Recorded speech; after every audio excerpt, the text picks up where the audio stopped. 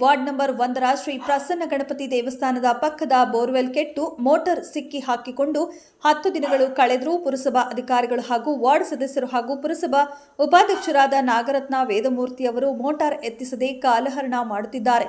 ಇದರಿಂದ ward number 1ರ ಕುಂಬಾರ ಬೀದಿಯ 120 ಕುಟುಂಬಗಳಿಗೆ ನೀರಿಲ್ಲದೆ ಪರಿತಪಿಸುತ್ತಿವೆ. ದೂರದಿಂದ ನೀರು ತರಲು ವಯೋವೃದ್ಧರು ಮತ್ತು ಮಕ್ಕಳಿಗೆ ಶಾಲೆಗೆ ಕಳುಹಿಸಲು ನೀರಿಲ್ಲದೆ ದಿನ ಕಳೆಯುತ್ತಿವೆ.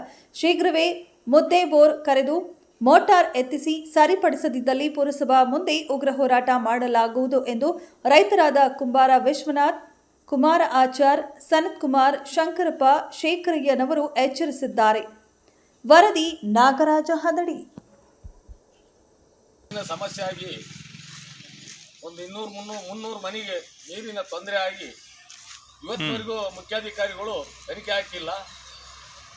ಮುಂದೆ ಈ ಮೋಟ್ರ್ ಬಿಡಲಿಕ್ಕೆ ಉಗ್ರ ಹೋರಾಟ ಮಾಡ್ತೀವಿ.